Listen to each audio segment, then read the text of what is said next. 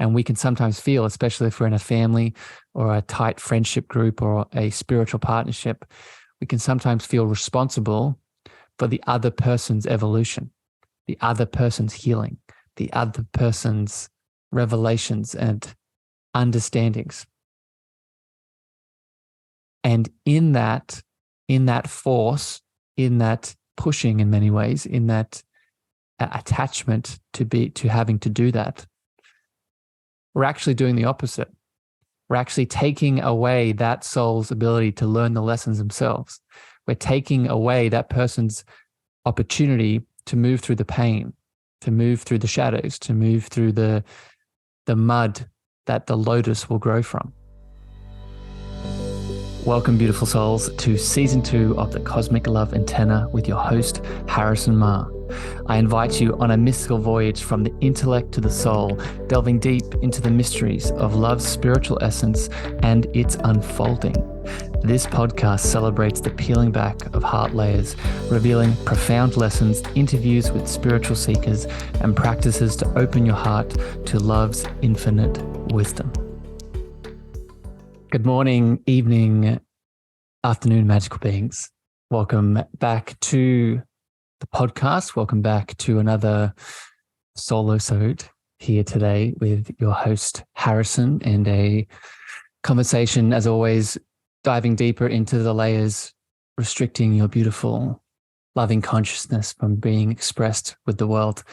And today's chat, today's deep dive, today's illuminating conversation is a big one in regards to the things that are limiting your beautiful expression. Today, I will be talking about the beliefs that have changed my world and the beliefs that will change your world if you have not currently either taken them in or you have not removed them. Because I've spoken about, this is part 2 of 2 parts in this series. Part 1, I talked about a lot of the negative beliefs that I held for a long time that I removed and that changed my world. And today I'm going to be talking about some positive beliefs that I've implemented that have changed my world that I'd recommend you take into your reality to help you shift into some deeper layers of loving consciousness. Before I get into that all today, I want to remind everyone that's joining live, either LinkedIn, Facebook, or YouTube, if you have comments, questions, and love that you want to share today and add into the show, as always, please leave them in the comment section. If you're listening on the podcast, please share this out with a friend, a family member, a lover, and you can leave your feedback and your opinions, your questions over on Apple and Spotify as well, and that really helps us expand the show, reach more hearts that need it. Okay. So, like I said, today I'm going to be talking about the beliefs that have changed my world, have shifted my reality. And I'm going to be explaining the importance of them and what they actually mean. If you are holding a story or a belief system in your consciousness, I want to explain the significance of this. Your beliefs create your reality, right? You are the creator of your reality that you experience. So if I, Harrison, believe that I am abundant, I will see proof of that in my external reality. If I, Harrison, believe that my power is within me, I will see evidence in my external reality showing that to be true, right? There's a very simple basic examples, but that is really what we're getting at here today. The problem is most of us, myself included, do not bring conscious awareness to the belief systems that we are currently indoctrinated with or programmed with. So we want to take a moment here today to bring loving awareness and ask ourselves, is this a belief system that I either currently have, or is this something that I can add in? Because I'm going to be talking about a lot of beautifully positive belief systems that will impact your reality. And I want to share a quote. Hello, Jackie. I see you there in the Facebook chat. Thank you for joining. I want to share a quote to hold on your heart before I get into the first belief here. And the quote is, The act of observation is an act of creation unto itself. The act of observation is an act of creation unto itself. So what that means, said very simply, purely holding a belief in your awareness and observing it starts to create a reality in which that belief is constructed from. So what I'm getting at here, these beliefs that I'll share with you today, purely holding them in your awareness and having them in your consciousness for a moment already begins the process of that belief becoming reality. Okay, that's how powerful we are. So with that, let's get into the first belief I want to share with you here today that has really changed my world, changed my reality. And it is the belief that I can be the breaker of chains. Specifically, I can be the breaker of ancestral chains. If you have been following this podcast for any amount of time, or you've read my book, or maybe you are a healer that is on your journey of coming back to deeper states of expression, you've most likely come across this idea of ancestral healing. And that is where this belief really takes hold. If you have a history in your ancestral line of, let's say, scarcity and lack of abundance, or abuse of any kind, sexual, physical, verbal, or some kind of heavy trauma that has been passed on through the generations, you can hold the belief in your heart and the remembrance that you have the power to be the breaker of those ancestral chains.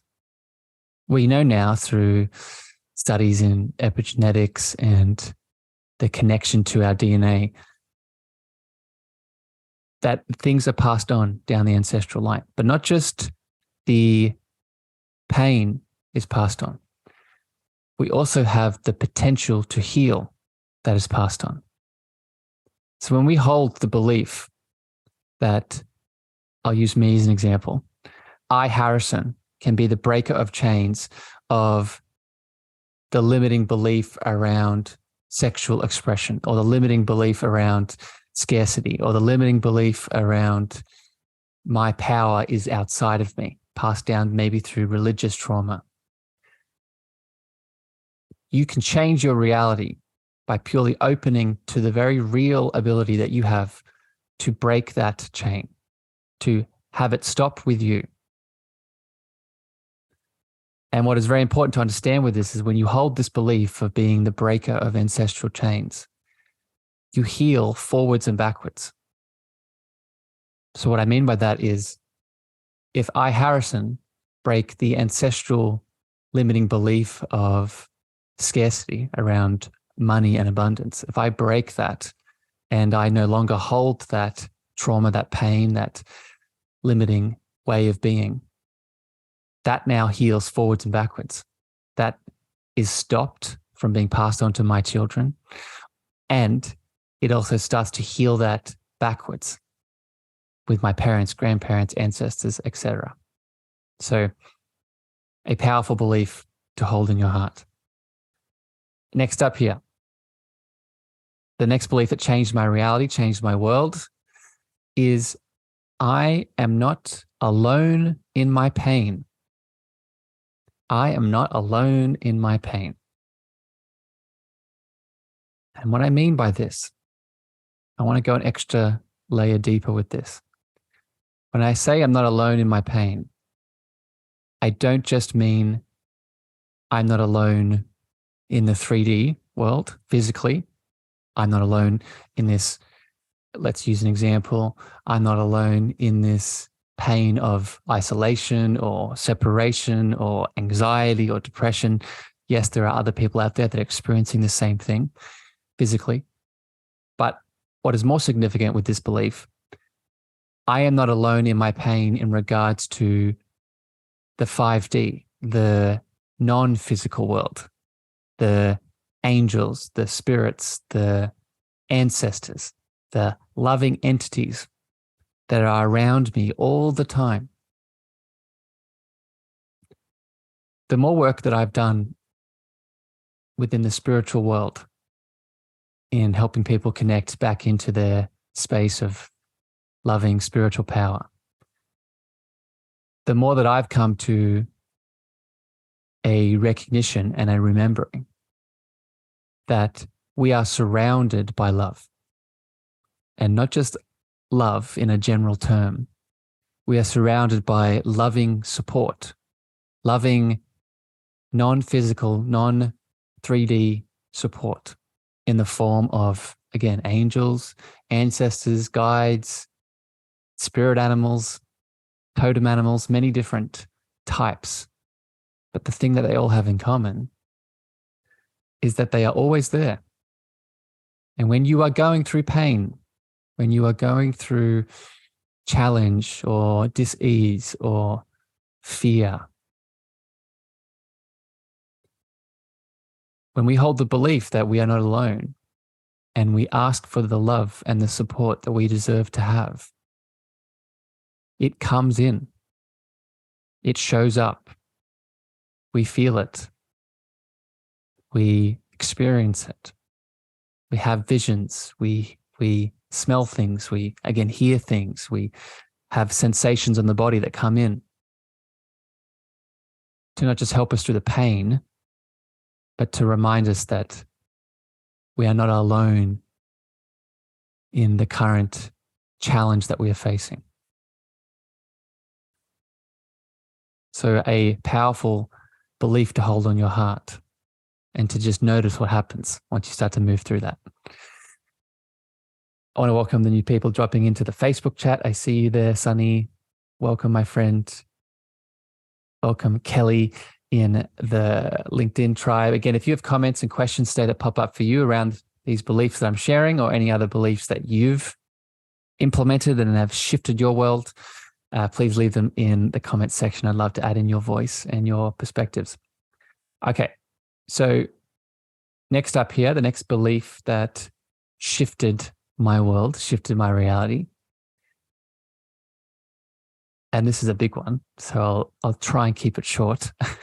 Because I could do a whole conversation just on this one. The belief that the deepest version of me is made of love. The deepest version of me is made of love. And I talked about this in part 1, which I'd recommend you go listen to. I'll put it in the show notes for this episode, but I'll just talk about it briefly. I talked about in the first part that you are a unique expression of love, of divinity, of God, the belief that you are that. But I want to go a little bit more general here with this one.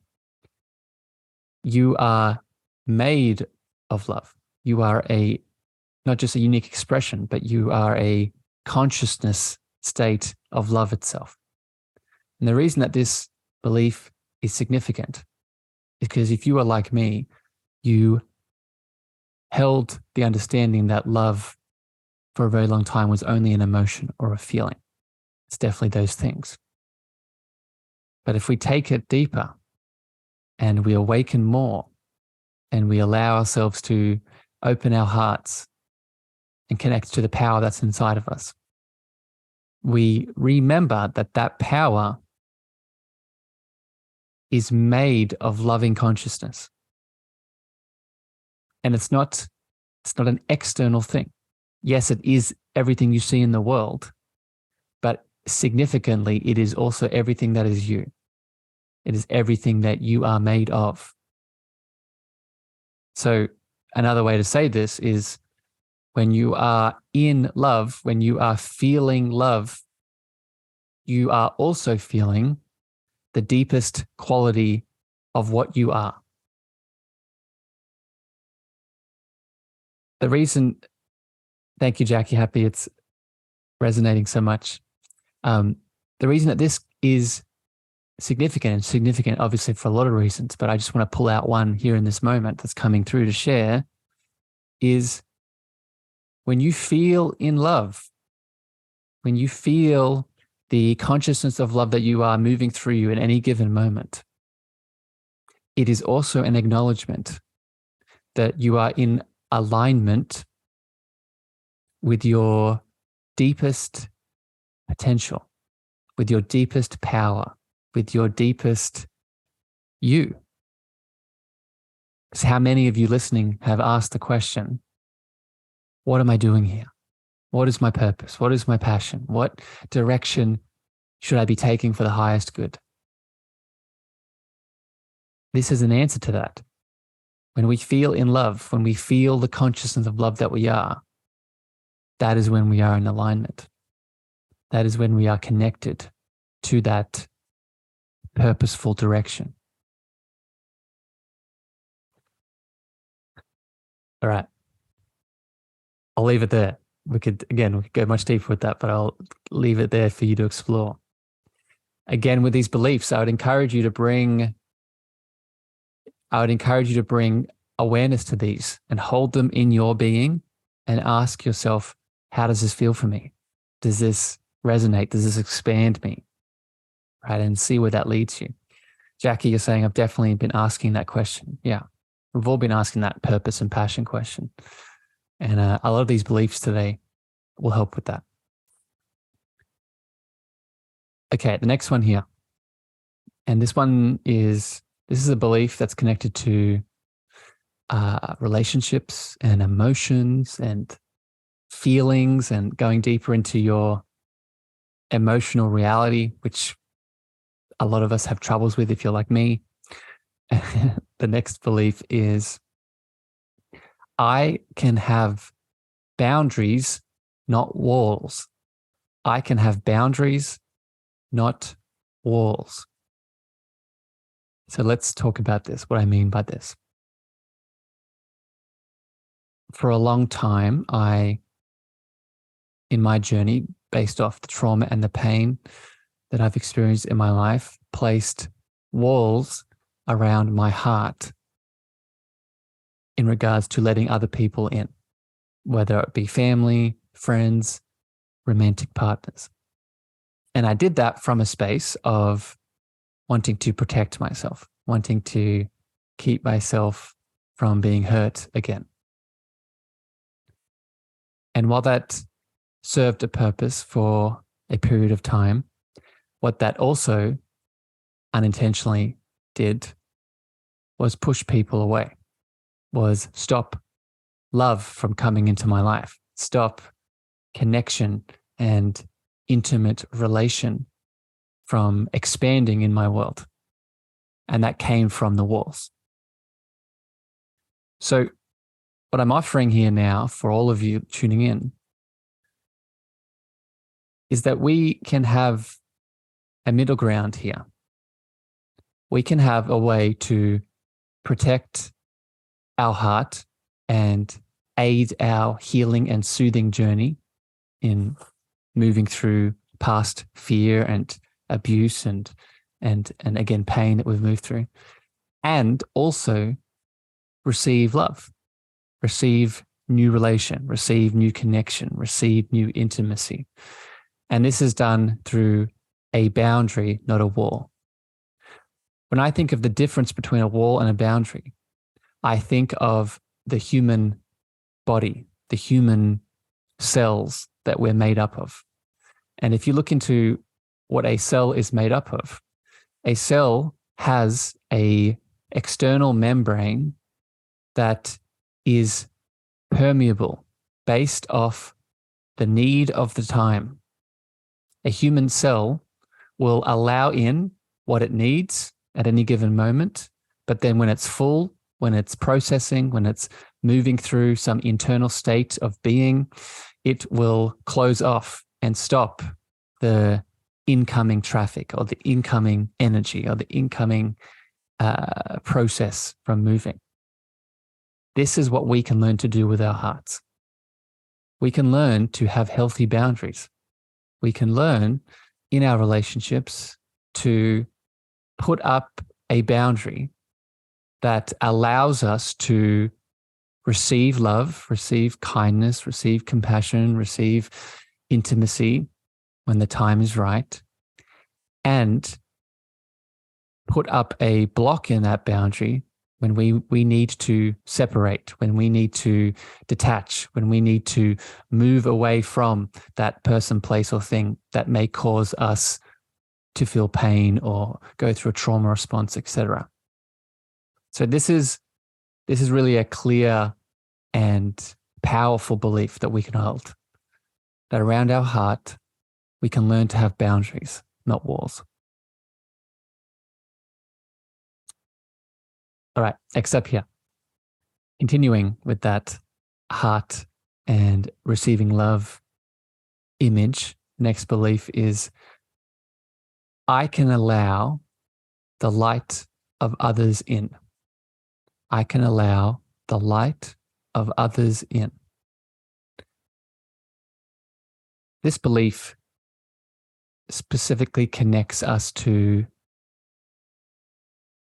remembering that while we are simultaneously a spiritual being that has all the answers, we are also a human being that gets lost in fear, gets lost in pain, gets lost in separation, gets lost in illusion in many ways. And it's in that separation, illusion, fear, pain, we can make the choice, much like we were talking about with the boundaries a second ago, we can make the choice to allow the light of another, a person outside of us, into our world to help us walk home to our truth. Let me break this down a bit more here. I'll use me as an example. I found in my journey that when I get lost in some kind of fear or limiting belief or illusion or pain, I create a reality that's not real. I create a reality of feeling not enough, feeling not valuable, feeling not worthy, feeling like I'm broken. Examples, right? And when I am connected to my heart, connected to my soul, connected to my truest essence, I can see all of those as illusions. None of those are real. But what is often hard is getting from that illusion back to the truth by ourselves. And this is where the light of another comes in. The light of a friend, a family member, a romantic partner that loves us, cares for us, supports us. When they hold space for us, when we allow them to hold space for us, and we allow them to give us love, their light now becomes a beacon to walk us home to our truth, to walk us home to the truth where we've always been worthy, we've always been valuable, we've always been enough, but we were just stuck momentarily in a space of separation. And they held our hand to walk us home. So this is a big one. And if we can hold this belief, then we now attract people into our world that can create that space for us. Okay, let's keep it flowing. Next belief here, and just sort of resetting here for everyone tuning in, either live or if you're listening on the podcast, I'd really encourage you to, as I keep listing these beliefs, these beautiful positive beliefs that changed my world today, ask yourself, do you have some version of these in your reality? Do you either have a version that's currently moving in your awareness, or is this totally new to you? Because in either of those options, you have a choice to make. If it's new to you and it's expanding you, then you can make the choice for this to become your reality, right? To hold this in your awareness and to act from this place. Because our thoughts become our reality. Our beliefs, which are thoughts that we keep thinking, become the reality that we create. That's why these are all so important. Next up here is I can nurture my ego instead of killing it or destroying it or transcending it. I can nurture my ego rather than killing it, destroying it, or transcending it. And as with a few others here today, this is a whole topic in itself, but I want to just speak about it briefly because it's so significant. If you've been in the spiritual awakening community for any amount of time, you've most likely come across the belief system that the ego is something that we must kill, destroy, or transcend. And in my opinion, my experience, and in my reality, that is a very unhealthy way of being, because our ego in itself is not innately positive or negative. Our ego is our unique self-expression. It is what makes me the uniquely Harrison. It makes you the uniquely you. The problem, the challenge, is that most of us within our ego structure are holding on to a lot of pain, holding on to a lot of fear, holding on to a lot of trauma and disconnection. So we then create an identity based off that fear, based off that trauma, based off that pain. And it is here that we have an unhealthy ego, right? We become, as an example, let's say that I was abandoned or rejected as a child, and I have that inner child wound left unhealed. Then I become the identity of the wounded inner child, or the rejected inner child, or the abandoned inner child. So the solution here is not to bypass, is not to kill, is not to destroy the ego with that wound in it, but rather to nurture, to soothe, to love, to meet the need of that wound, of that shadow, of that pain, so it can be released, so it can be forgiven, so we can move on from it. So we no longer become the identity of the shadow, of the pain, of the fear. Very important realization. Because spiritual bypassing is a very real phenomena in this awakening journey that you are on. And while it's important to reach the spiritual heights, we must also soothe and love the shadows that exist in this 3D realm. Because if we don't, and I say this with no judgment, but if we don't, then those wounds, those shadows will continue to come back.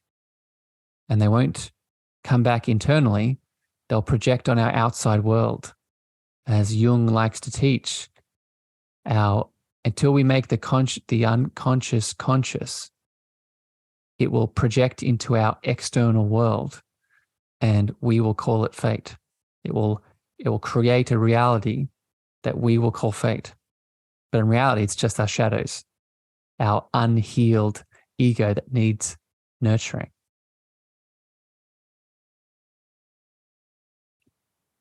Next up here, next belief that changed my world, that I would encourage you to open your consciousness to, your awareness to. My sensitivities bring me closer to another. My sensitivities, and you could replace sensitivities with emotionality or maybe your vulnerabilities. My sensitivities bring me closer to another. If you have tuned into my story or this podcast for any length of time, you've most likely heard me speak about my past as a little boy that pushed down a lot of his emotionality, a lot of his sensitivities, his feelings, and this created a man that was very numb to the external world, was very numb to his emotional state, his feeling state. And it's because I held the negative belief that my sensitivities were a weakness, my sensitivities, my emotionality made me unmanly, made me broken in many ways. And this is not just a man thing.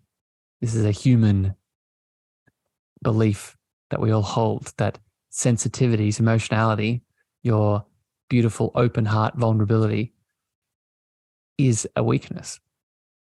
Where in reality, and I see this in my world every single day in so many beautiful ways, the more open-hearted, the more sensitive, the more vulnerable we can be and we can stand in it with confidence, the more we're able to connect to those that we desire to connect with, the more that we're able to be an example that inspires others, the more that we can allow that which needs to move through us, our emotions, our feelings, our communication systems, to flow through us. All of these things are needed. I'd recommend anyone tuning in to go listen to my podcast episodes. I think it's around episode 40. You can go look it up, on forgiveness, on spiritual forgiveness. And in those episodes, I talk about the book Radical Forgiveness by Colin Tipping. And Colin teaches that one of our reasons for being here on this earth as a spiritual being having human experience is to be in emotional states, is to be in emotional relation with other people. Not to suppress the emotions, not to become the emotions, but to allow our emotional sensitivities to flow in, through, and in between our connections. Why would that be the case? Why would that be a thing? Well, it's because it is the emotions and the sensitivities themselves that add richness, add vastness, add color and deepness to the current experience that we are moving through, either internally as an individual or in between us and another being. I'll give just one example of this. Let me ask you, when you think back in your past to all of the beautiful experiences that you've had, that you remember vividly, what is the one thing that they all have in common? When I ask myself that same question, the answer that I get is they are emotional. They have some kind of intense emotionality, sensitivity to them. That is why you remember them. That is why they're important. You were extremely happy. You were extremely blissful. You were extremely joyful. You were extremely, even the negative, right? We hold on to negative experiences because of their emotion, their anger, the shame, the guilt. So I'll end this one here. But I just want to expand that your sensitivities, your emotionality brings you closer, not just to other people, but into the life experience at large.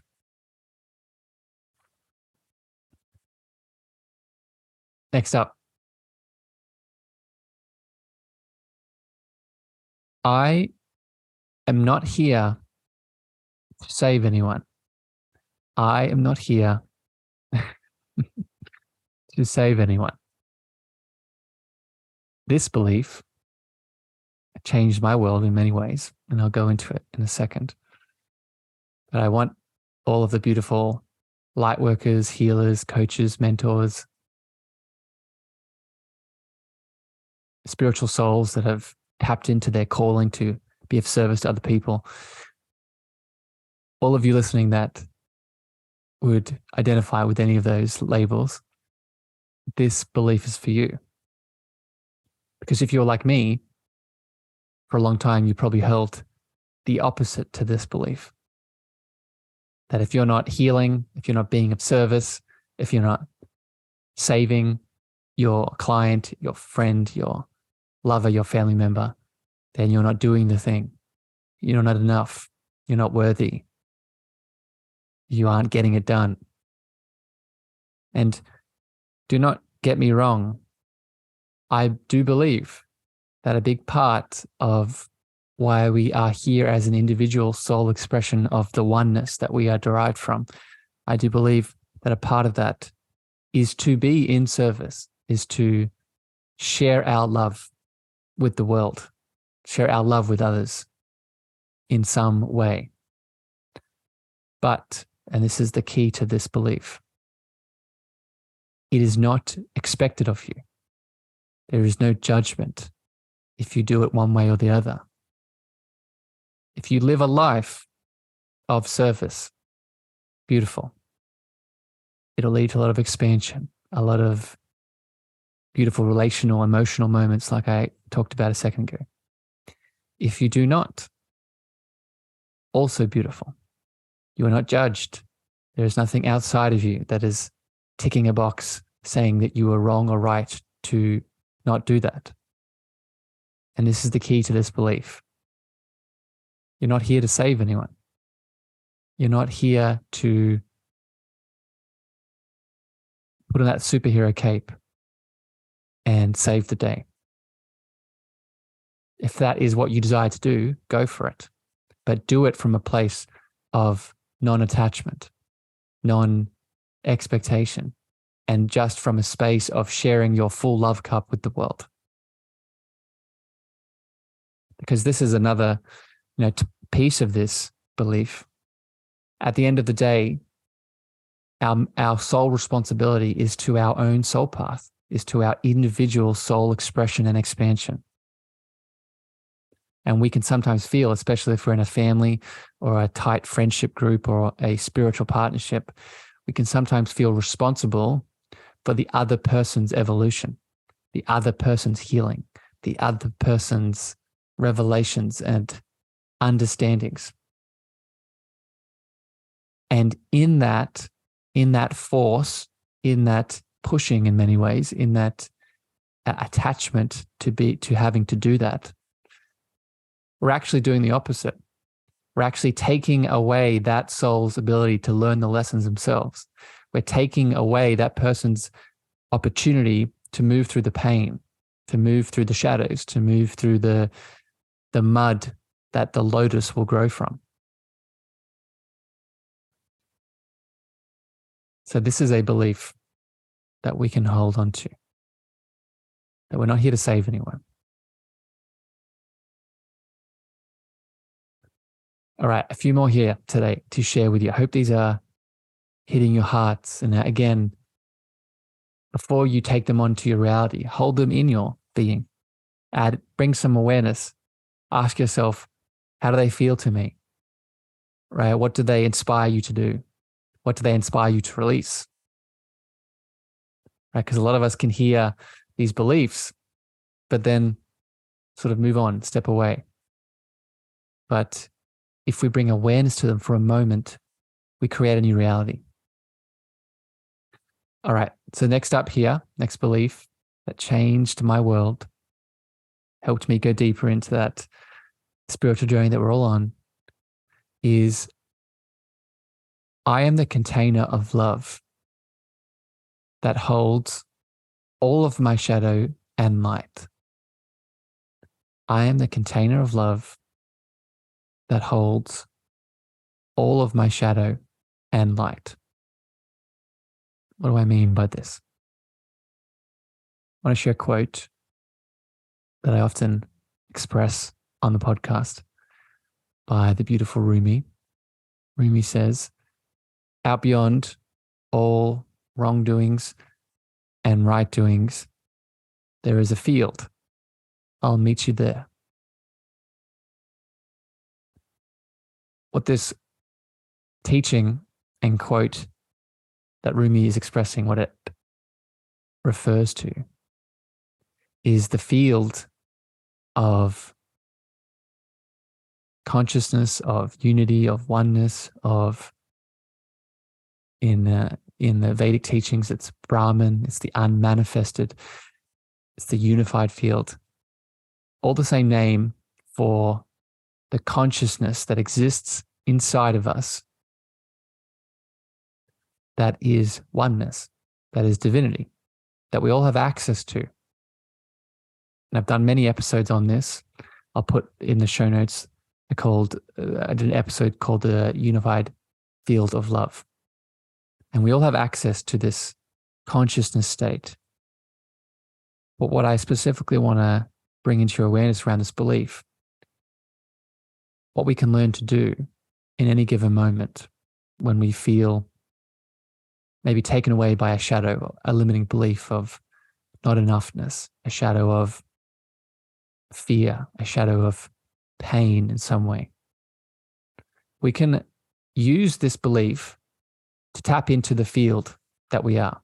Use the belief that I am the container of love. You could replace love with divine, God, consciousness. I am the container of love that holds all of my shadows and my light. What this allows you to do is take a step. It allows you to take a step regardless of the current wound, the current belief, the current fear that is potentially taking you away. Because you are not those shadows. You're not those fears. You're also not your light aspects. You are the container or the field that holds all of it. And if we can hold the belief that this is our deepest reality, which it is, it's not just a way of thinking, it's a fundamental spiritual mystical truth. But if we can just hold the belief that it's true for us, then we suddenly have a way to move beyond that which binds us. We suddenly have a way to move beyond the current pain that stops us from acting, stops us from saying the thing, stops us for going for that job opportunity, stops us from speaking to that soul that's come into our life, stops us from, insert potential here. So it's a big one that we can all act and move from.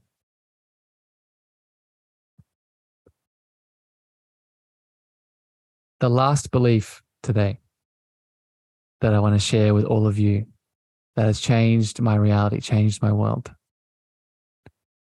is I can add space before reacting. I can add space before reacting. How many of you tuning in have been taken away by triggers, by a wound, a trauma, a deep-seated pain that has been left unresolved? You've had a conversation with a friend, a family member, a lover. They've triggered you. You've then reacted negatively. You've then reacted badly. You've then reacted from that pain. And then you've looked back on it later and you've regretted it. You then hold judgment and guilt and shame around your actions. This is where this belief comes in. If you hold this belief that space can be added before you respond, then you now create the opportunity to not do the thing, to not act from the place of the wound, to not act from the space of fear, to not act from the place of separation. Because in this space, we can add what? We can add compassion. We can add grace. We can add love. We can add power and support in many ways.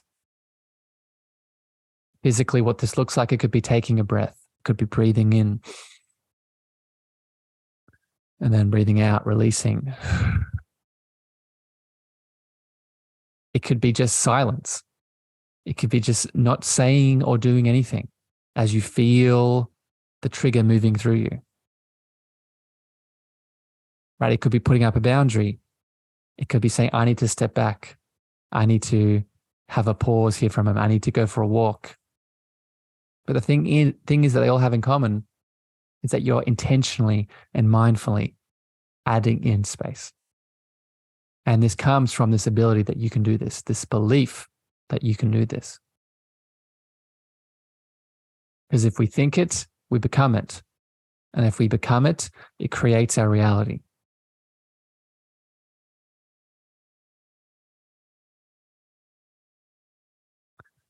All right. Beautiful beings. I'm going to pause it there. I have some more to come. I'm most likely going to do a part 3 to this series. But I hope this resonated and hit your heart today. I hope these beliefs that have changed my world have brought you some new spaces of awareness and attention and actions to take to construct a reality that supports you, supports your world. Remember, as always, don't just feel and listen to these beliefs today. Take some inspired action, some inspired inspiration on them. Right? How can you start to not just take these in, but create your reality from them? And as always, let me know how you go. Let me know how this hits your heart and how your reality changes and shifts from it. Regardless, if this did bring you guidance today, please share this out with a family member, a lover, a friend. If you're listening on the podcast, if you joined me live, thank you for your comments and your questions. I saw your beautiful hearts. But until next time here on the show, I send you love, I send you light, and I'll talk to you again very soon. Bye, everyone. Thank you for listening to the Cosmic Love Antenna with me, your host, Harrison. If you gained value or this episode hit your heart, please remember to share this out with a friend, a family member, or a lover. You can also leave your love over on Apple reviews and Spotify star feedback, and this helps me spread my frequency to more souls in need. Finally, if you want to connect with me deeper, want to reach out, interested in coaching, please follow me on Facebook, Instagram, TikTok, and LinkedIn at Harrison Meagher, spelled Meagher. Sending you so much love.